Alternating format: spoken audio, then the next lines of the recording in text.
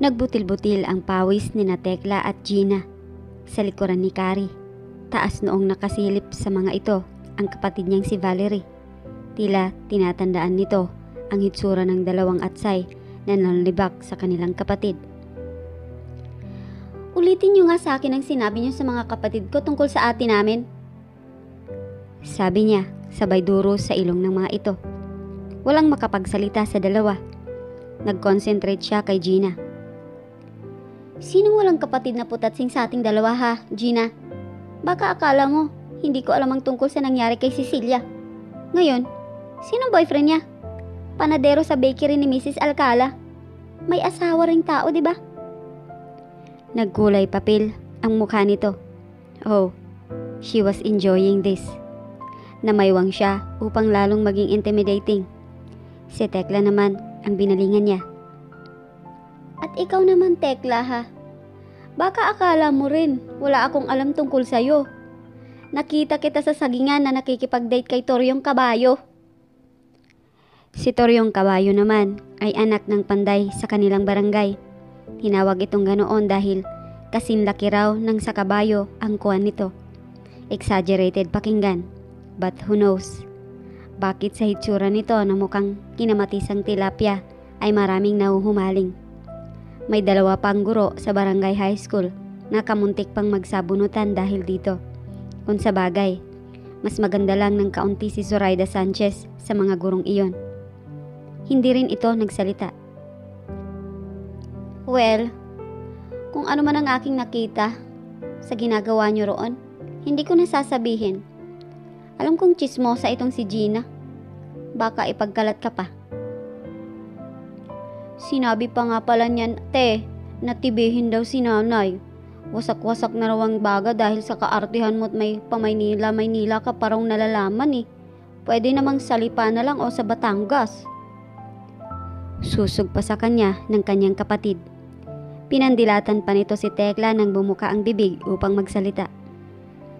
Hoy, wag kang mag-deny. Sinabi sa akin ni Manang Rusing. Si Manang Rusing ay ang kusinera sa villa. Natigilan siya sa narinig. Pinaghalo-halo na ang nararamdaman niya ng mga sandaling iyon. Pero naging dominate ang pagkatigatig niya. Binalingan niya ang kanyang kapatid. Anong sabi mo? May TV si nanay? Hindi ako nagsabi. Yan o. Itinuro nito si Tekla. Kinalma niya ang sarili. Bueno, naiklaro ko ba sa inyo ang punto ko ha, Gina, Tekla? Huwag niyong siraan ang kapatid ko o sino man sa pamilya ko kung ayaw niyong maulit ang ganitong komprontasyon. Pagkasabi niya iyon ay hinila na niya si Valerie at iniwan ang dalawa na tila naputulan ng dila. Ngunit alam niyang iisa ang nasa isip ng mga ito. Kailangang makarating iyon sa kaalaman ni Senyora Proserpina. But they would have wait. Namili ng tela sa Bangkok ang mag-asawang Fontalero. Ang dating ng mga ito ay sa susunod na linggo pa. Wow! Perfect shot! Kamuntik nang mapalundag si Carrie pagkarinig ng boses na iyon. Pumalakpak pa ang may-ari niyon kaya bigla siyang napatayo. Hindi na yata talaga siya marunong manghuli ng kuhol at suso. Kanina pa siya nakatuwad, pero iilan pa rin ang laman ng kanyang tabo. Paglingon niya, sinalubong siya ng sunod-sunod na click ng hawak na kamera ni Philip. Nabitawan niya ang tabo upang gamitin ang mga kamay sa pagtakip sa kanyang muka. One more time, sweetheart. Pang-aasar pa nito, kasabay ang sunod-sunod na pagpindot sa buton. Yeah, that's it. Just right. Oh, perfect. Hudas! Walang modo! Galit na sigaw nito. Bungangera! Close-up shot naman this time. Pose ng pabongga. Come on! Dire-diretso pa rin ang click sound habang palapit ito ng palapit sa tinutuntungan niyang bato. Pag-urong niya upang umiwas dito ay nadulas siya at naapakan ang isang kuhol. Ay! Puwet ng kuhol! Maagap naman siyang nahagip ng isang matipunong bisig nito. Mabilis siya nitong iniupo sa gitna ng balot sa lumot na bato. Anong sinabi mo? Panggugulat nito sa kanya, sabay kuha ng larawan niya. Ay, puwet ng maligno. Sambulat niya.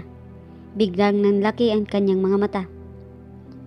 Ano ba tong mga lumalabas sa bibig ko? Sa kakasama ko kay Aling Inga na asawa ni Joseng Cobrador, nahawaan na ako nga sa pagiging mali-mali nito. Paano naman kasi? Aliw na aliw siya sa pakikipagkwentuhan dito. Buong historyata ng Batangas, alam nito. Pati skandal ng bawat pamilya yata sa Tuy. Ngumisi ito, sabay talikod sa kanya. Mabilis nitong naibaba ang suot na pantalon, kasama ang brief nito. Ito bang sinasabi mo? Holy cow! Naibulas niya sa isip. Pwede palang doble ng kay Van Damme ang puwet ng kapring ito. Ngingisi-ngisi pa rin ito nang ayusin nito ang briefs at pantalon. Maglalaway ka, pero hindi mo ito matitikman. Nanlaki ang mga mata niya, pati butas ng ilong niya. Tse! Kapre! Kung anong itim ng puwet mo, siya ring itim ng budhi mo. Nagsalubong ang mga kilay nito. Maitim ba? Nagtanong ka pa. Singhal niya rito. Isa-isa niyang pinulot ang mga suso at kuhol na hindi pa nakakabalik sa tubig. Mabuti na lamang at hindi tumilapon ang tabo niyang sa tubig. Kung hindi ay wala siyang paglalagyan ng mga iyon.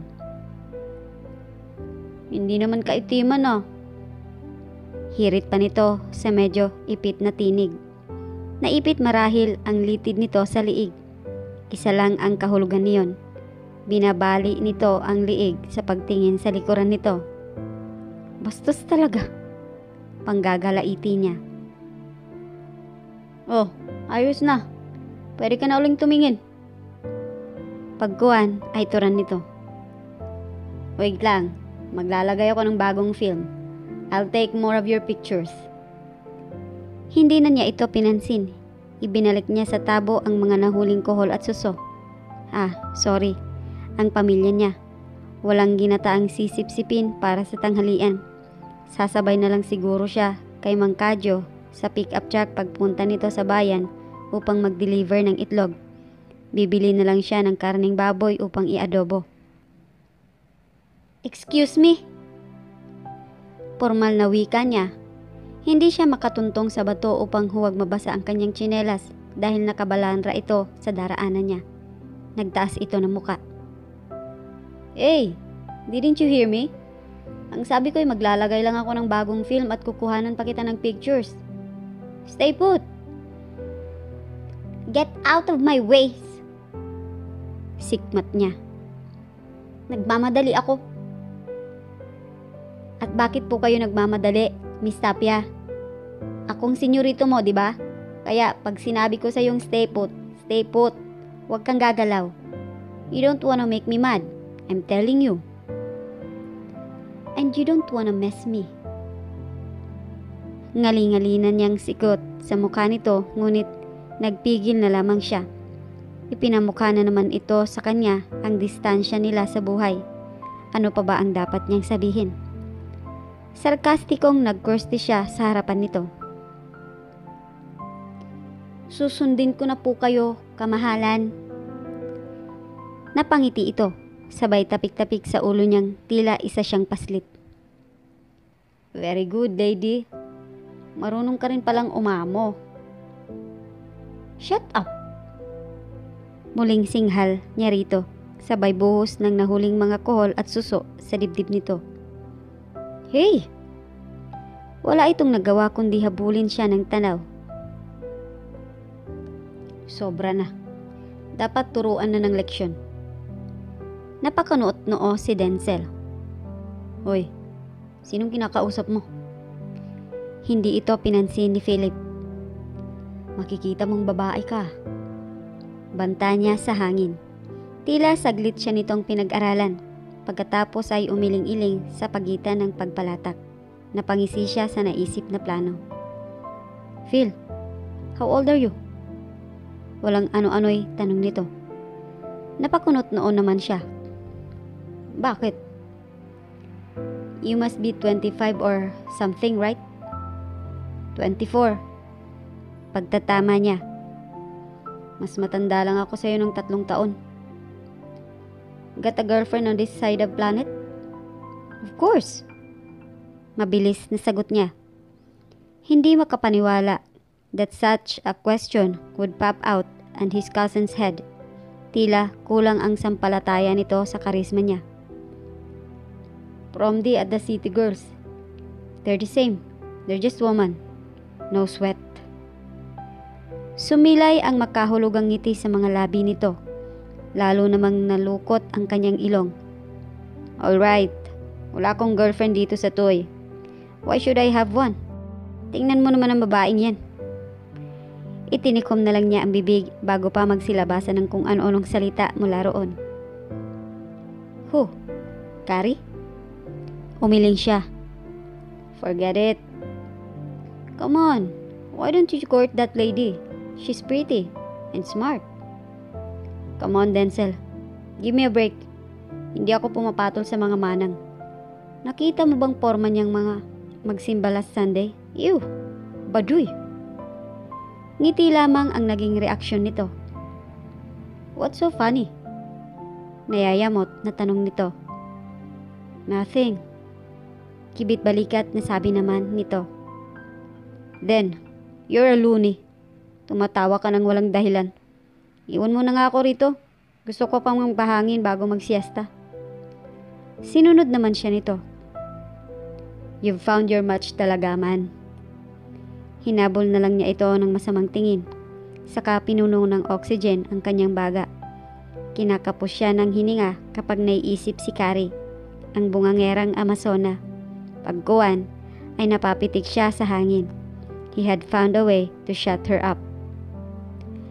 Para na namang toro na winagaywayan ng pulang bandera si Kari. Nay! Bakit niyo pinayagan ang hitad na Joanna na sumama sa mga buitring yun? Maang na napatingin sa kanya ang kanyang ina. Sinong buitre? Sino pa? E di ang mayabang na amo ninyo at buyoyong niyang pinsan. Tuliro siyang naupo sa yantok na sofa. Ano ba naman, Nay? Baka ikurap nila ang innocence ng anak niyo? Ngumisi lang ang kanyang ina. Asus, baka naman naiinggit ka lang dahil hindi ikaw ang niyaya ni Senyorito na sumama sa kanila sa piyestahan sa Malaholoy. At bakit naman ho ako maiinggit? Kahit sweldohan ako ng lalaking iyon, never ako magpapaalila sa kanya sa piyestahan. Tsura lang nun. Idinignat na sabi niya. Magkahulugan itong ngumiti. O siya, wala ka naman nang magagawa. Alam nating buo at ligtas na makakauwi ang kapatid mo. Wala kang dapat ipag-alala. Mabuti pa'y malamlyarda na lang kami ni Valerie sa bayan. Tumayo na siya at pumasok sa silid nilang magkakapatid. Naratnan niya itong abala sa pagbabrush ng mahaba nitong buhok. Maganda ka na, tama na yan. Sabi niya. Baka mabasag ng salamin sa kakatitig mo sa mukha mo riyan. Tara sa bayan. Kakain tayo ng spaghetti. Nakangiting aya niya rito. Sa isang iglap ay naglaho ang itsura ng dalaga. Yehey! Mula sa cheap restaurant na kinainan ni Kari at Valerie, ay niyaya niya ang kanyang kapatid na dumiretso sa simbahan. Magpapasalamat tayo sa spaghetti, ate. Napangiti siya. Iyon ang gusto niya kay Valerie. Mababaw lang ang kaligayahan nito. Napakadaling i-please. Tuloy, parang gusto niyang hilahin ang panahon para madali siyang makagraduate at makapagtrabaho. As God is my witness, my family will never go hungry again. Tahimik nagagad niya kay Scarlett O'Hara at bibilhan niya lahat ng luho ng mga kapatid niya, lalo na si Valerie. Basta, abot din lang ng kanyang makakaya. Pagkatapos ng isang audible na Our Father at personal prayer of thanks ng kanyang kapatid, ay niyakag na siya nitong lumabas ng simbahan. Nahihiya ako kay Mama Mary. Hindi ko matagalan ng titig niya. Katwiran nito na napatingin sa imahe ni Virgin Mary. Nakatingin nga iyon sa kanila, parang nanunumbat. Hindi pa ako nakakapagkumpisal sa ginawa nating panalait sa itsura ni Gina at alimasag na teklang nakutsira. Iyon ang ibinigay nilang alias sa nakaaway na Atchay in association with Toryong Kabayo. Lagi kong nakakalimutan pag nagpe-pray ako sa gabi. Halika na, mag-window shoppings na tayo sa palengke. Sige, tumingin tayo sa ukay-ukay ni Mr. Tang. Na-excite naman ito. Sige, titingnan ko kung kamukha nga niya yung mukhang tiyanak na baby ni Cecilia. Inubos nila ang oras sa paghahalukay ng botong-botong second-hand na damit. Mula sa maong pants at jacket hanggang sa kakatwang mga lingeries. Aliw na aliw silang magkapatid. Ilang piraso ng shorts pant ang napili nito. Kunin na rin natin ito ha, ate. Sabi nito na ipinakita sa kanya ang isang pares ng pink panty at bra. Inilayad pa nito ang dibdib. Nagsisimula ng bumukol. Kailangan ng saluhin? Ano ba yan? Sansala niya. Sabay agaw rito ng underwears. Ibinalik niya iyon sa boton. Ibibili na lang kita ng bago. Hindi naman luma ang mga iyon, miss. Mukhang nabadrib na sabad ng tindera. Surplus ho ang mga iyan galing ng Amerika. Hindi pa ho nagagamit. Nagkibit balikat siya. Basta, tama na sa amin itong napili namin. Iniabot niya rito ang mga yakap na damit. Ganoon din ang ginawa ng kanyang kapatid. Pakikwenta, miss. Humanga siya nang makuha ang total ng napiling damit. Hindi lang yata triple ang natipid nila. Babalik tayo roon, Val. Pangako niya rito nang palabas na sila ng shop. Isama natin si Joe minsan. Bilhin na natin yung panty at bra pagkabalik natin. Napailing siya. Dumaan nga tayo sa distributor ng Triumph dito. At sa panty, magtiyaga ka na lang muna sa suoin. Yehey! Excited ito nang mabuklat ng brochure sa tindahan ng di primera klaseng lingeries. Hindi siya nagpahalata ng pagkalula sa presyo ng mga napili nito. First bra series iyon ng kapatid kaya kahit ibig mapangiwi, pinigil niya ang sarili. Pero hindi niya maiwasang mapalunok habang nagbabayad. Mas mahal pa ang dalawang bra nito kaysa sa lahat ng pinamili nila sa shop ni Mr. Tang. Malaki rin ang nabawas sa savings niya sa paglabas nilang iyon ni Valerie. Pasalubungan natin ang siopaw sina nanay at tatay. Sabi niya nang pauwi na sila. At bumili na rin tayo ng 2 kilong karne. Parang gusto kong itry yung nakita kong recipe sa cookbook ng mami ng kaibigan ko sa Manila. Pumunta sila sa meat shop na hindi kalayuan sa terminal ng tricycle na maghahatid sa kanila sa kanilang baryo. Naglakad-lakad sila pabalik nang may mahagip siyang pamilyar na muka. Efren? Tawag niya nang makilala ang nakasalubong na lalaki. Gumuhit ang pagkasorpresa sa gwapong muka nito. Caroline? Hi! Kumusta? She flashed her killer smile. Ano ang sinabi ng dimple ni Mikey Kuwangko? Long time no see ah. Oo nga, since graduation. Mabilis na gumana ang utak niya. Yeah, 2 years din. O ano? Kumusta? How's college life? So far so good. Teka, wag tayo rito sa daan. May lakad pa ba kayo? Nginitian nito si Valerie. Ay, sister ko mga pala, si Valerie. Bunso namin. Pa-cute na ngumiti naman ang kanyang kapatid. Hi kuya. June. Agap ng binata. Etong ate mo lang ang mapilit na tawagin akong Efren eh. Pangalan yun ng tatay ko. Ang baduy kasi ng June. Katwiran niya. Lalo namang ang Efren. Tara na, doon tayo sa coffee shop ng pinsan ko. Treat ko kayo. Malaki ang discount ko roon. Nakangiting aya nito sa kanila. Napatingin siya sa suot na wristwatch.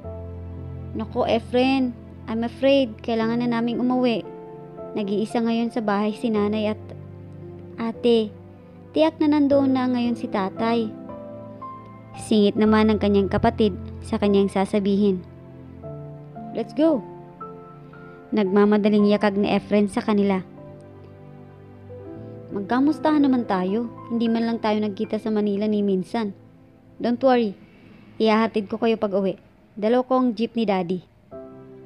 Naroon nga sa coffee shop. Wika nito.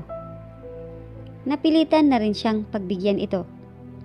Habang nakikipagkamustahan si Carrie sa dating kaklase, si Valerie ay buhos ang buong atensyon sa banana split.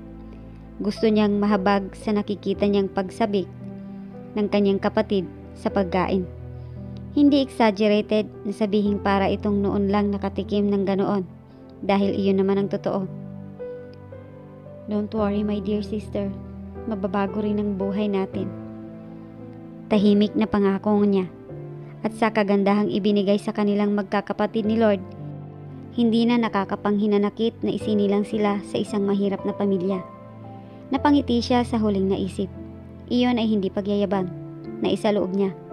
Totoong hindi ordinaryo ang ganda nilang magkakapatid. Ang ate Pamela nga lamang nila ang medyo morena sa kanila. Silang tatlo ay pawang mukhang tisay, kahit ayon sa abot ng kanilang kaalaman, ay wala naman silang dugong banyaga. Uy, date naman tayo minsan sa Manila. Sabi ni Efren. Nakuha na nito ang address at phone number sa dormitoryong tinutuluyan niya. Isama natin ang tropa. Si Mimay lang ang kabarkada kong sa Manila pumapasok eh. Sagot niya. Si Nalinda at Jessica nasa Batangas.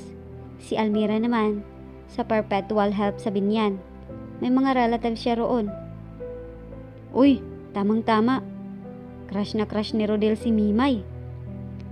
Si Rodel ay ang best friend nito. Pag lumabas tayo, pwedeng foursome. Saan ba nag-aaral ang kaibigan mo? FEU, Banking and Finance. Si Rodel? Classmate kami sa UE. Ako lang palang napalayo. Kahit kayo nag-Maynila, magkakapit school eh.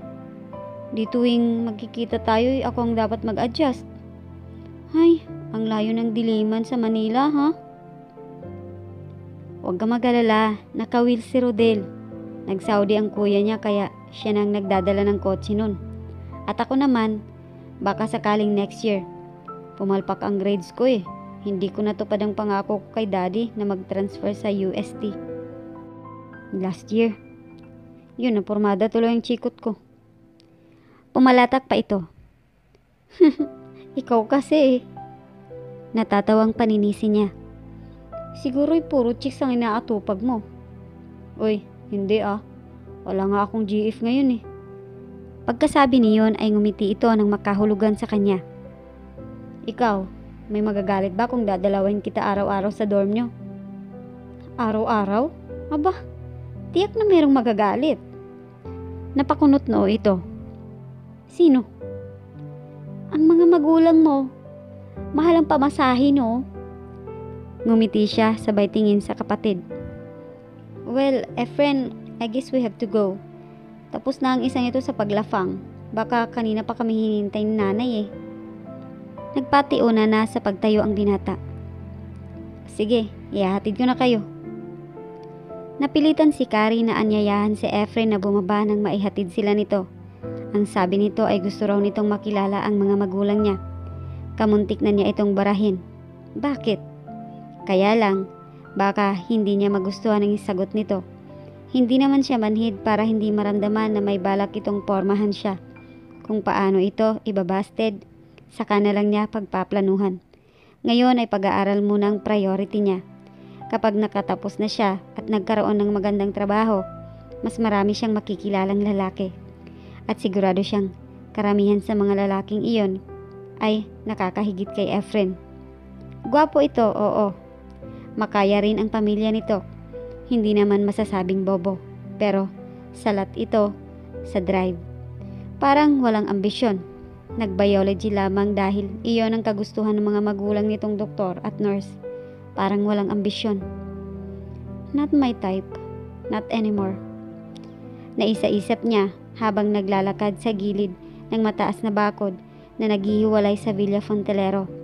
Away from the world. Kasunod niya sa paglalakad sina Valerie at Efren. Funny how I flirted with him not too long ago. Inunahan siya ng kanyang kapatid nang makarating na sila sa bakuran ng maliit nilang bungalow. Excited itong ipakita sa kanilang ina ang mga pinamili nila. Naratnan nila sa sala si Joanna. Mukhang masayang masaya sa pinanggalingang piyestahan. Ngiting-ngiti ito sa kanila. Ipinakilala niya ang kasamang binata.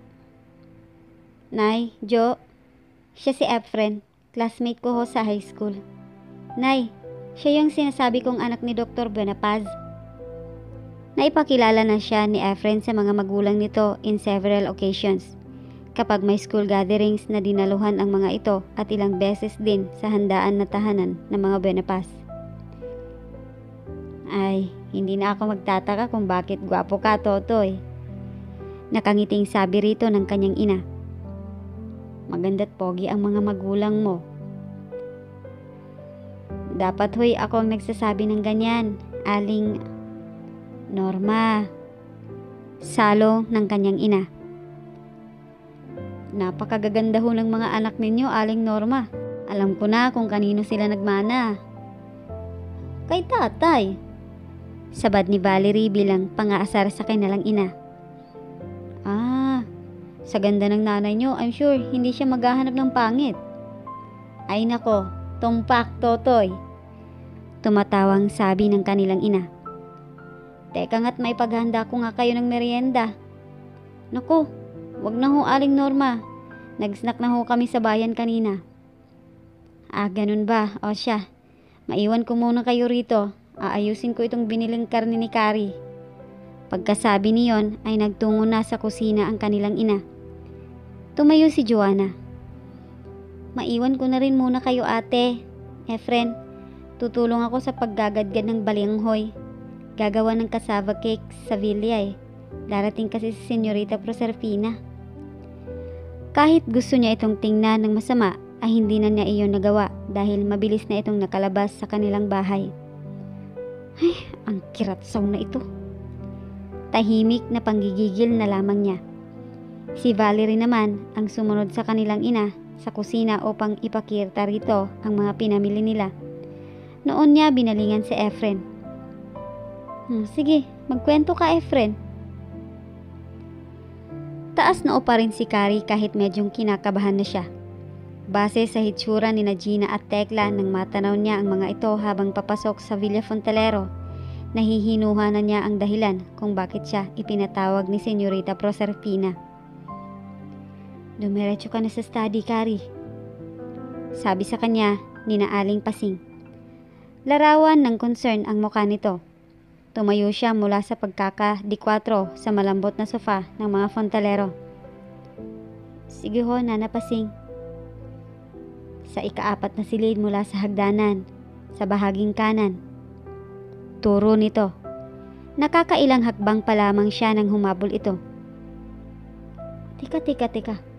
Ano bang nagawa mo, Ineng? Nilingon niya ito. Saglit na na-freeze ang paghakbang. Bakit ho? Ano ho bang sabi? Wala naman, kaya lang. Nag-alumpihit ito. Mukhang mainit ang ulo ng hatiran ko ng tsaa eh. Sino hong kasama niya roon? Lord, huwag naman po sanang si Philip. Si Senyor. Ay, praise the Lord. O siya, sige. Pagtataboy na sa kanya ng mayordoma.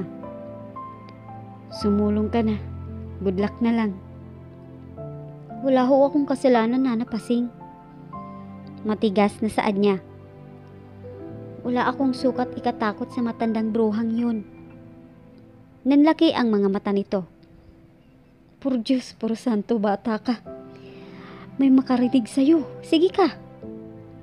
Hindi naman ho kayo magsusumbong. Alam ko. Nginitian niya ito. She felt a little better now. Wala naman talaga siyang kasalanan. Bakit siya kakabahan? Matalino siya. At matabil ang dila. Pihadong maisasagot siya sa matandang bruha, anuman ang italak nito sa kanya. Bruha siya, pangit pa. Kung hindi gwapo si senyor, tiyak na parehong mukhang kalabasang overripe ang mga anak nila. Tsura lang niya. Nasa kalagitnaan na siya ng hagdan nang maging aware sa ginagawang pagakyat. Saglit siyang nawala sa sarili. Gigil na gigil kasi siya kay Gina at Tekla at sa matandang bruha. Muli na siyang hahakbang nang makarinig siya ng boses ng isang lalaki. Kari!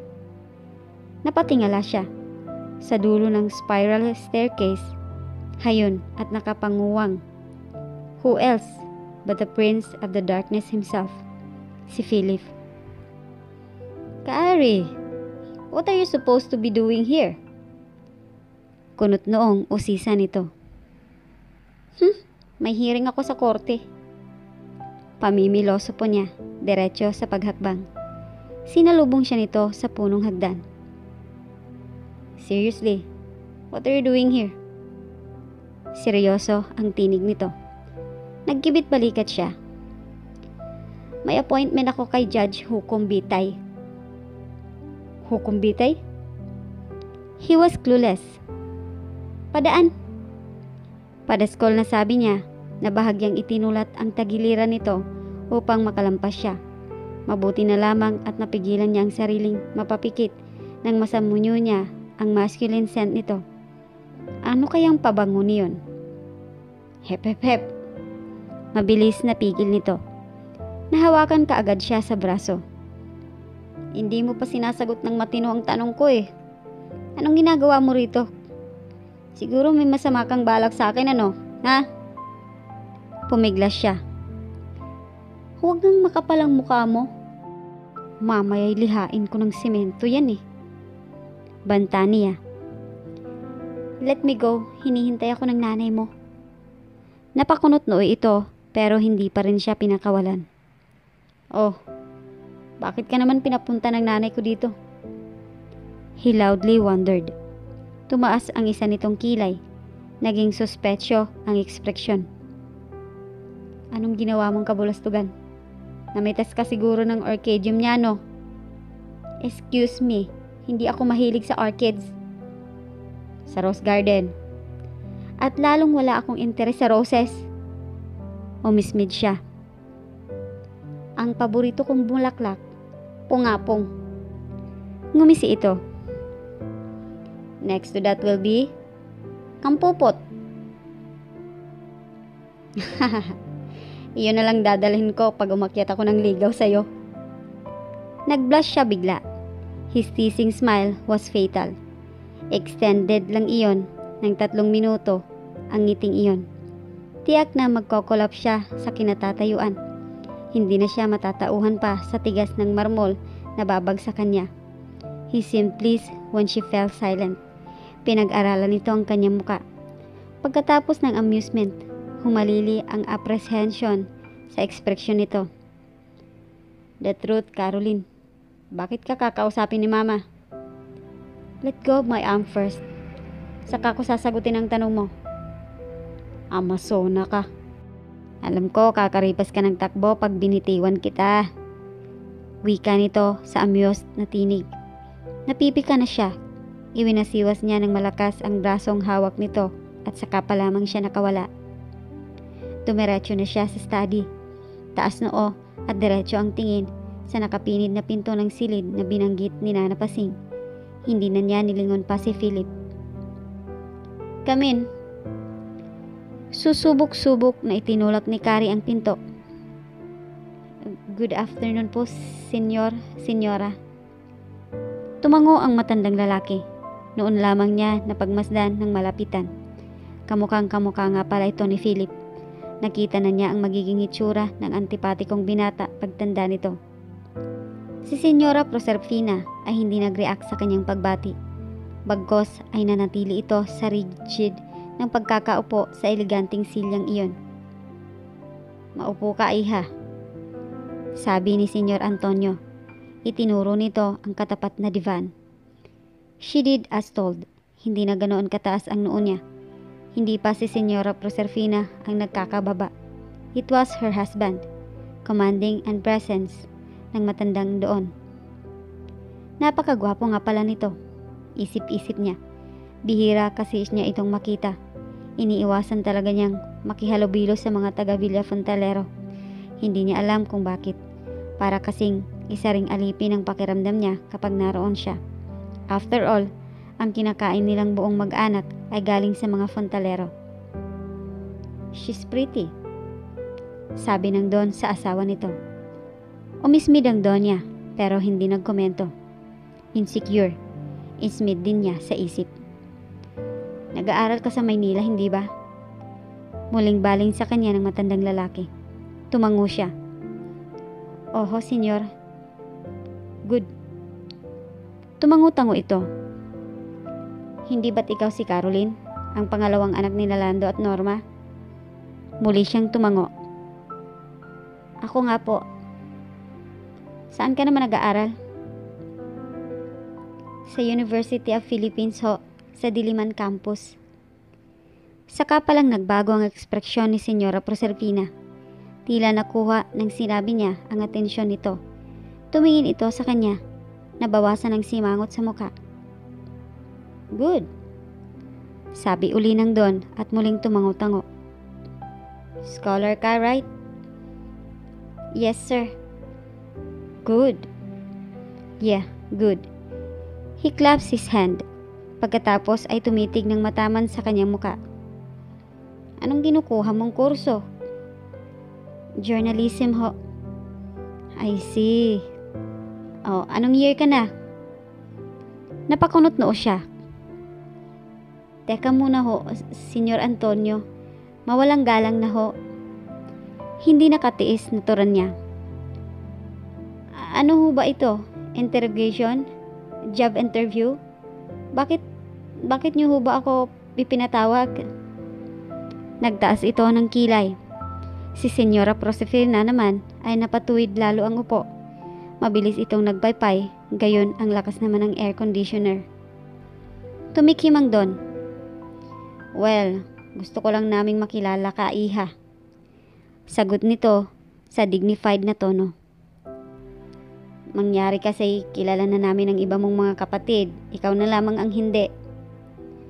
Lalong nagsalubong ang mga kilay niya. "Bakit? What's your point?" Piping tanong niya sa isip. Hinintay niya ang pagpapatuloy ng Don. Humithit ito sa hawak na pipa. "I hope you don't mind." Anito. Too late.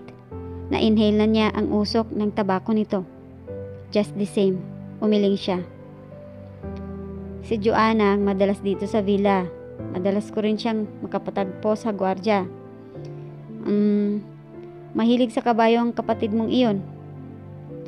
Kaya pala nagmumukhang kabayo ng lukarit na isa loob niya. She took a mental note na kumprontahin ang kapatid niyang tungkol doon. Ang gwardya ay para lamang sa pamilya Fontalera at sa mga kawaksing nakatoka sa pag-aalaga ng mga mamahaling kabayo roon. "Ang ate mo naman." Na-tense ang leeg niya. Nanuwid bigla. Sadyang ibinitin ng senyor ang sasabihin. Hinihintay yatang siya ang mag-open ng tungkol sa wayward sister niya.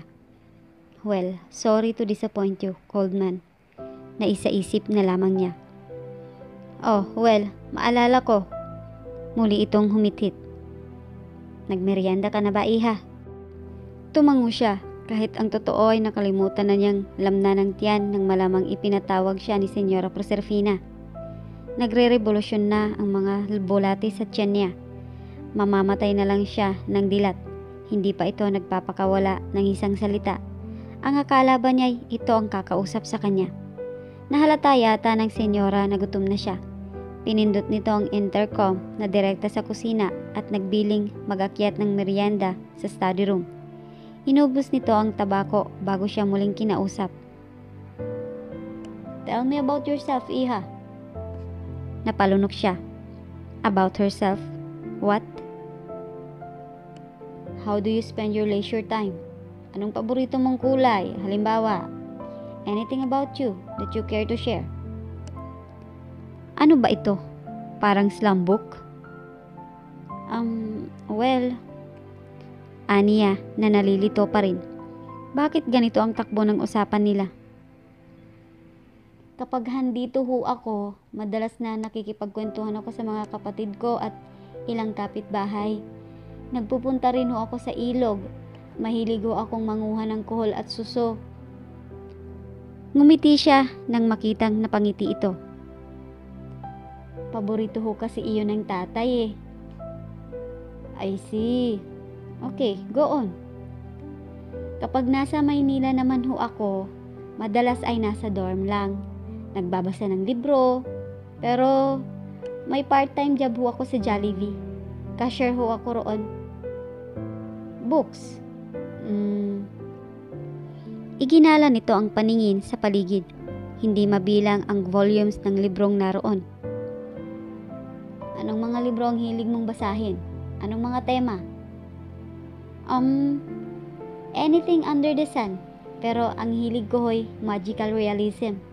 Mahilig din ho ako sa classics. Iyon kasi ang nakasanayan kong basahin dahil noong high school, maraming ganoong libro sa library. Bihira ho akong makabasa ng bestsellers. Wala ho kasi akong masyadong mahiraman. Magical realism? Sinong paborito mong author who specializes in the field? Definitely the master himself, Gabriel Garcia Marquez.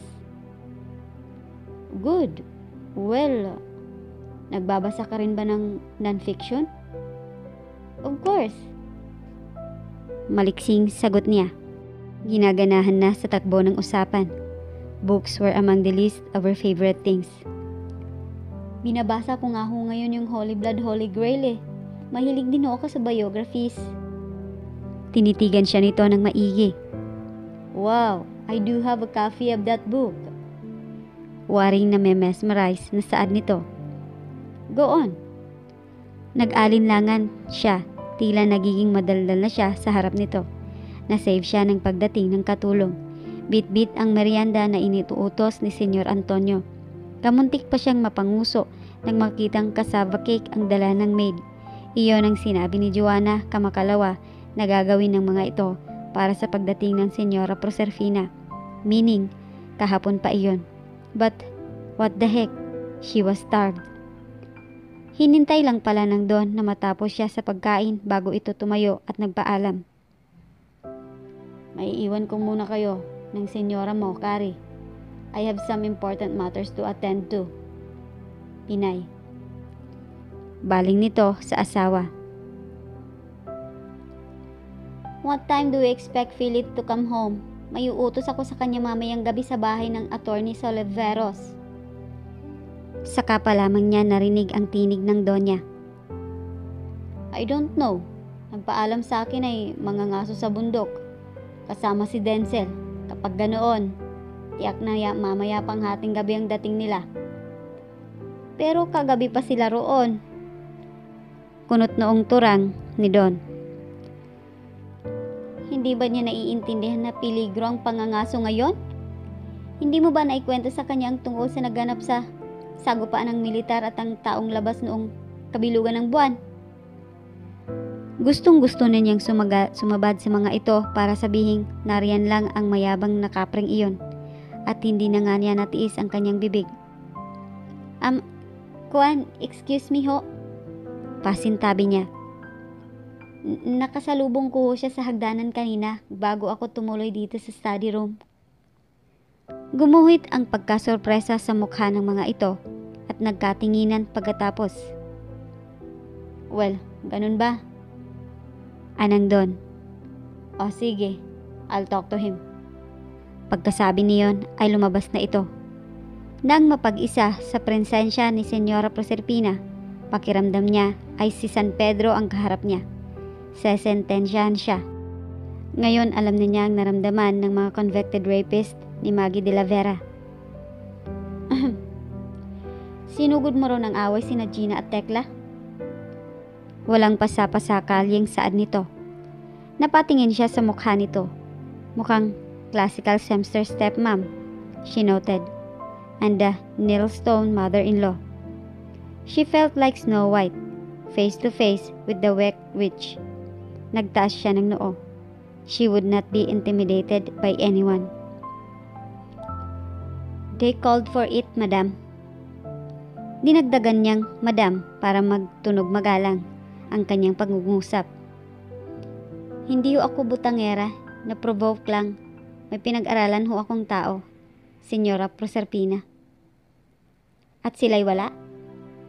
Agap nito. Dapat ay hindi kayo mukod sa kanilang level. You know that, young lady, or didn't you? Kung pwede lamang na sabunutan niya ang mataray na ito, ay ginawa na niya. Ang tanda-tanda na, ang sungit pa. She must be 70 or something. Alam ng lahat na menopausal baby si Philip, kaya may tililing, naisip niya. Tumawid siya ng upo. Darn, nakakakita na naman ng pulang bandila ang matang toro niya. Sinira ang puri nila ang kapatid ko ho. Pahayag niya sa matigas na tinig. I did what I did para sa interes ng pamilya ko. Anyone who harms my family without any exception, nakahanda akong makipagtuos. Formal na pinagmasdan siya nito. Kung ano man ang naglalaro sa isip nito, she was too mad to compliment. Tell me, ano bang paninirang puri ang sinabi ng dalawa kong katulong? They said my sister was a whore. And she isn't? Tila na biglang turang nito. It was too late to retract the words. Nagbaling na lang ito ng tingin. Senyora, tao ho akong ipinatawag niyo rito. Tao rin ho akong dumating. Sana naman ay tratuhin niyo akong parang nararapat gawin ng isang dignified lady na katulad ninyo. May tigas ang bawat salitang binitawan niya. Hari nawang makuha mo ang gusto kong ipahiwatig, you horrid lady. Tumayo na siya. Now, if we don't understand each other, I guess I'd better leave. Good day, Senyora Proserpina. She headed for the door, pero na-freeze ang hakbang niya nang magsalita ang donya. Can you please tell someone to find my son and show him in here? Sabi nito sa otorisadong tinig. Tumango siya. Masusunod, senyora. Good day. Namumula ang mga mata at dulo ng ilong ni Carrie nang makaharap niya si Nana Pasig. Pakisabi na lang daw ho kay Senyorito Philip na ipinapatawag siya ng mama niya. Tumango ito. Halatang awang-awa sa kanya. Sige ho.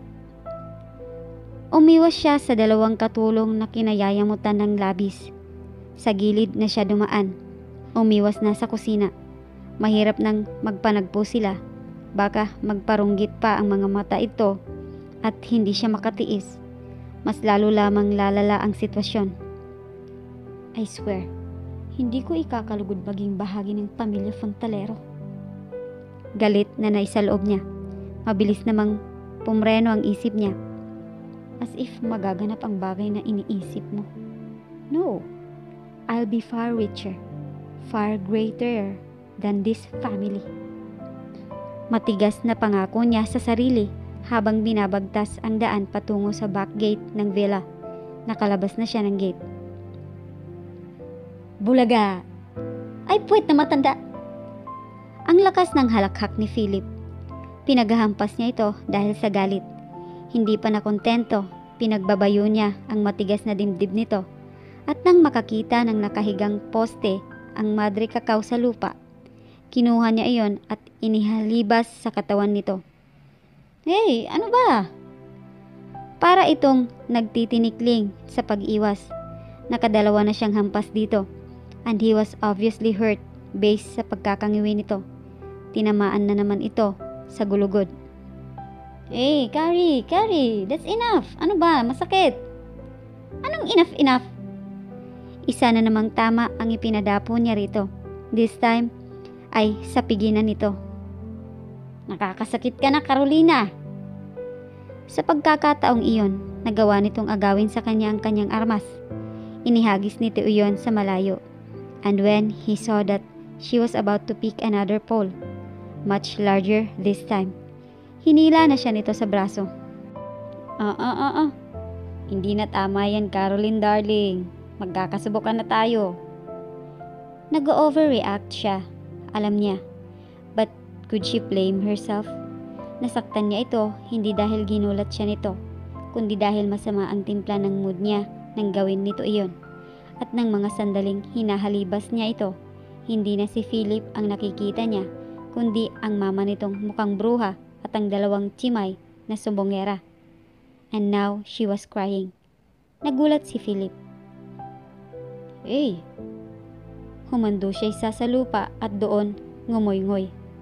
Iniluhod nito ang isang tuhod at sinapo ang kanyang baba. Hey, bakit ka umiiyak? Nag-aalalang tanong nito. What happened back in the study? Inaway ka ba ni mama? Singhot lamang ang itinugon niya rito. Oh, don't cry. Malambing na alo nito sa kanya. To her surprise, hinalik-halikan nito ang tungki ng kanyang ilong. Pagkatapos ay kinabig siya nito at niyakap, kasabay ang paghaplos-haplos sa kanyang likod.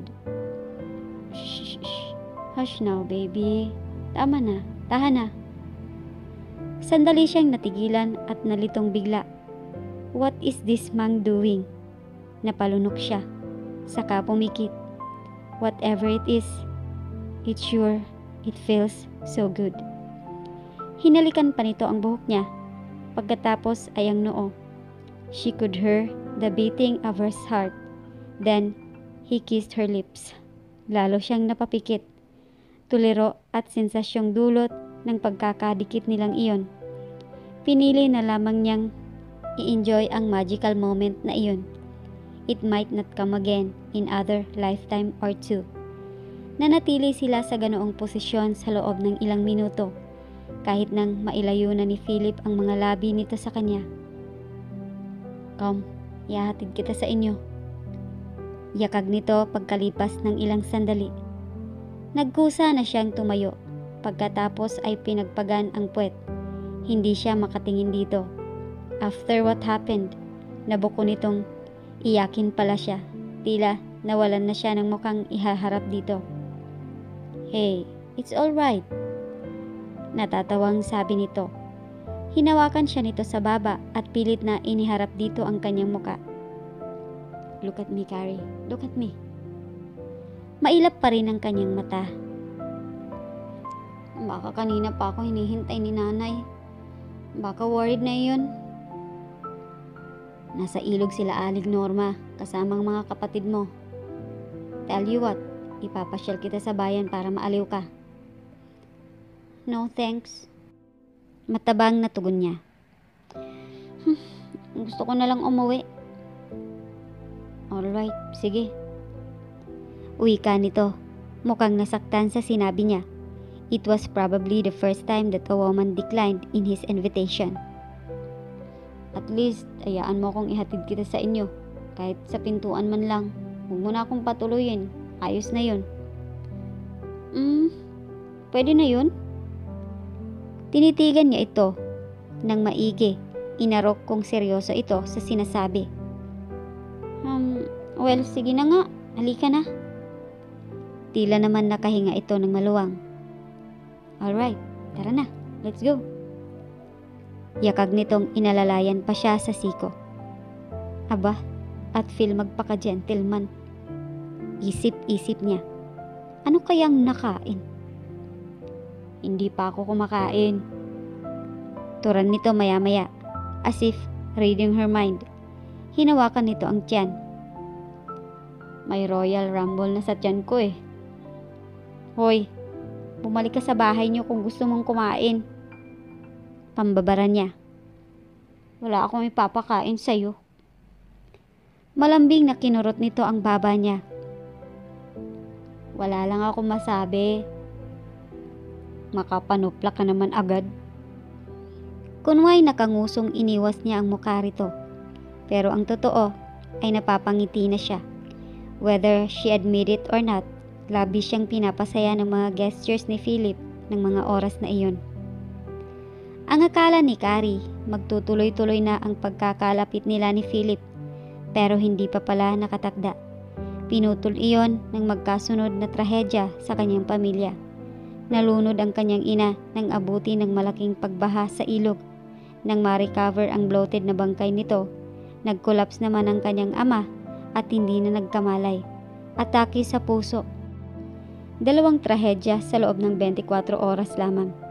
Hindi niya malaman kung paano tatanggapin ang lahat o kung papaano muling mabubuhay after her parents' death. Now she had 2 mouths to feed. Napuwersa siyang hindi na magpa-enroll sa pagbubukas ng bagong semestre at nagdesisyong magtrabaho na lamang sa kabisera. Pero hindi naging bulag ang Diyos sa kalagayan nilang magkakapatid. Dumating ang ate niya, kasama nito ang nobyong GI. Truly, their Messiah. Isinama silang 3 nito sa pag-alis ng hasyenda at ikinuha ng tirahan sa Maynila. Naipagpatuloy niya ang isang semestreng natitira with flying colors. Shortly after her ate Pamela and Juice McNulty's wedding, lumipad ang mga ito patungo sa West Virginia. 6 months later, sama-sama sila nina Joanna at Valerie na sumunod sa bagong tahanan ng kanilang ate.